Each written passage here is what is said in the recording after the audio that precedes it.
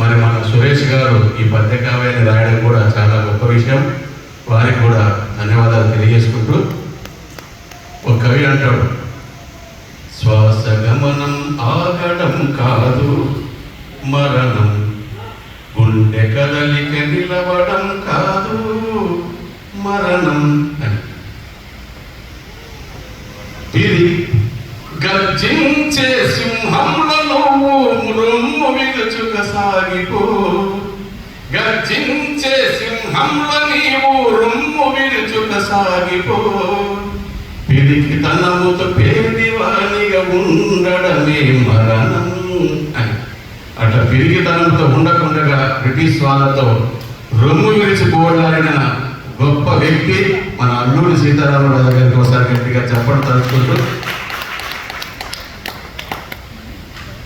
పద్యం చాలా అందంగా వచ్చినటువంటి పద్యం. మన ఆంధ్రదేశం ఎటువంటిదని రాశాడు ఈ పుస్తకంలోనే. శ్రీశైల మల్లన్న సిరులను కలిగించి కరుణతో ప్రజలను కాచుచుండు, శ్రీశైల మల్లన్న సిరులను కలిగించి కరుణతో ప్రజలను కాచుచుండ, తిరుపతి వెంకటేశ్వరుల పాపాలు తొలగించి సుభదుడై చెలుగుచుండా,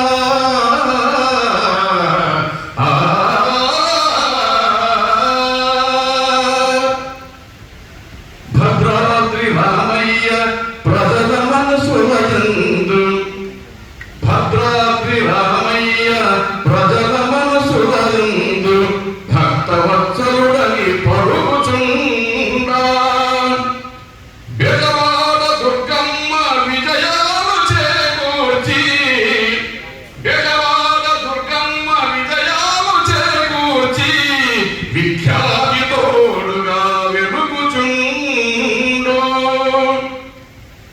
ఇట్లు వీర్పులెల్ల నిరేర్చుకోర్కెలు పాడి పంటలల్ల పరిడగిల్ల, ఆంధ్రదేశం ఎప్పుడు అన్నపూర్ణయనగా, ఆంధ్రదేశం ఎప్పుడు అన్నపూర్ణయనగా, వెలుగుచున్న నేల వెలుగుచున్న నేల ఈ తెలుగు నేల,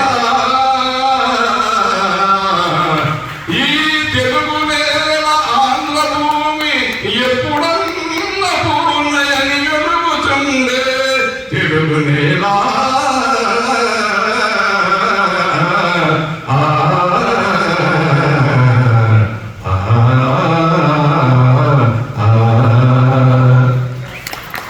అదేవిధంగా మేము 1983లో డిగ్రీ చదువుతున్నప్పుడు జేఎస్ శర్మ గారు ఇంగ్లీష్ ప్రొఫెసర్ ఉండేవారు. మీరందరూ పోయి అల్లూరి సీతారామరాజు సినిమా చూడాలరా. అదేవిధంగా ఒక పుచ్చలపల్లి సుందరయ్య అనే ఒక పెద్ద కమ్యూనిస్ట్ నాయకుడు కూడా అల్లూరి సీతారామరాజు ఉన్నట్టు జీవితాన్ని తీశారా, మీరందరూ చూడండి అని వాళ్ళ పార్టీ మీటింగ్లో చెప్పాడు. అటువంటి కృష్ణ మీద కూడా ఒక మంచి పద్యం అంకితం చేసినాడు కవి. ఆ పద్యం వాడు వినిపిస్తా. నా మనసులతో తెలుగు వారలకి సరి కొత్త నటుడిగా విరిసినావు. కృష్ణ ఒకసారి గట్టి తప్పకుండా ఆయన బాబు. నా మనసులతో తెలుగు వారలకి సరి కొత్త నటునిగా విరిసినావు. అల్లూరి చరితంబునపు రూప చిత్రమై తెలుగు హృదయములను నిలిపినావు. కౌబాయి చిత్రాల గరిగము నిర్మించి అతులిత కీర్తులనందినావు.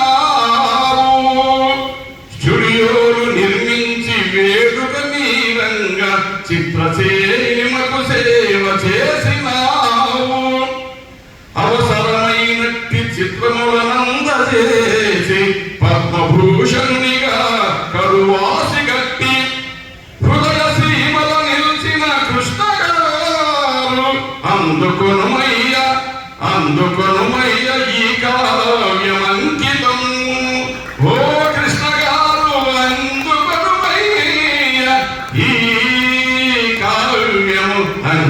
తమ్ముడు